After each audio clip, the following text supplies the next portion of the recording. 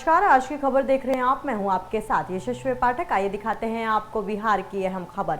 Online ठगी का शिकार होने वाले लोगों को राहत मिलना अब भी मुश्किल बना हुआ है। पिछले 3 साल में साइबर फ्रॉड से बचाई गई करीब 88 करोड़ रुपए की रकम में से सिर्फ 4 करोड़ 15 लाख रुपए ही पीड़ितों को वापस मिल पाए हैं। बाकी रकम बैंकों में फंसी हुई है और कोर्ट के आदेशों के इंतजार में ब्लॉक कर दी गई है। डिजिटल पेमेंट्स पर संसद की एक समिति की रिपोर्ट के माने तो कुल साइबर ठगी की रकम में से औसतन 10% राशि ट्रेस कर ली जाती है, लेकिन उसे पीड़ितों तक पहुंचना आसान नहीं है। इसका कारण यह है कि राशि को वापस करने के लिए कोर्ट का आदेश जरूरी होता है। वहीं कई बैंक फ्रीज की जाती है। वहीं बता दें आपको कि एक और बड़ी समस्या ये भी है कि वैध और फर्जी ट्रांजैक्शंस को अलग करना मुश्किल हो जाता है, क्योंकि साइबर अपराधी असली और नकली लेन देन को मिलाकर फ्रॉड करते हैं। संसदीय रिपोर्ट में बताया गया कि साल 2021 में करीब 547 करोड़ रुपए की ऑनलाइन ठगी हुई थी, जिसमें से बैंकों ने सिर्फ 3.64 करोड़ रुपए की राशि ब्लॉक की थी,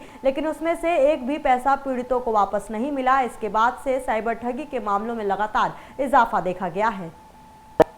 सबसे पहले तो मैं ये कहना चाहूँगा कि अगर कोई भी साइबर अपराध घटित होता है तो सर्वप्रथम 1930 पे कंप्लेन करें।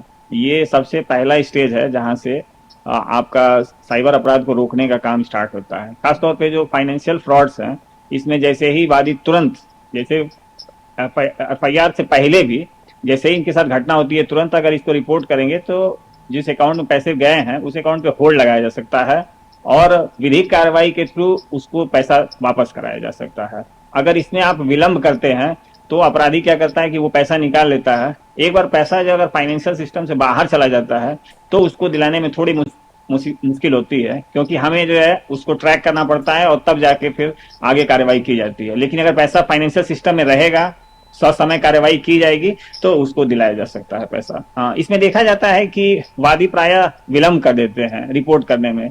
तो इसके कारण क्या होता है कि वो जो एक्यूज्ड रहता है, साइबर फ्रॉड रहता है, वो पैसा निकाल लेता है। इसलिए जब रिपोर्टिंग या होल्ड करने की बात आती है उस समय थोड़ा ही पैसा जो है अकाउंट में बचता है, जिसके कारण अभी उतना इफेक्टिवली इसको इम्प्लीमेंट नहीं किया जा पा रहा है। इसके लिए आवश्यक ये है कि सब लोग जागरूक रहें और जैसे ही उनके साथ साइबर फ्रॉड हो। नमस्कार, मेरा नाम रितेश है। इस वक्त आप आज की खबर देख रहे हैं। देखिए, साइबर स्पेस में ऑनलाइन ठगी का शिकार होने वाले तो बैंकिंग सिस्टम भी छका रहा है। मैं आपको बता दूं कि पिछले 3 साल में साइबर ठगी का शिकार होने से बची जो है 87.88 करोड़ रुपए की राशि में सिर्फ 4 करोड़ 15 लाख रुपए यानी 5% ही उपभोक्ताओं को वापस मिल पाए। बाकी रकम बैंकों में कोर्ट के आदेशों का इंतजार में ब्लॉक पड़ी हुई है। वही डिजिटल पेमेंट एक संसदीय रिपोर्ट के अनुसार साइबर ठगी की कुल रकम से कम 10% पकड़ ली जाती है, लेकिन वो उपभोक्ता को वापस नहीं मिल पाता। अधिकारियों ने कहा है कि डिजिटल फ्रॉड की रकम जो है कोर्ट के आदेश से ही वापस की जा सकती है। एक समस्या में यह भी बताया गया कि साइबर फ्रॉड और वैध पेमेंट के बीच फर्क करना मुश्किल पड़ा है, क्योंकि फ्रॉड करने वाले असली और फ्रॉड ट्रांजेक्शन मिलाकर करते हैं।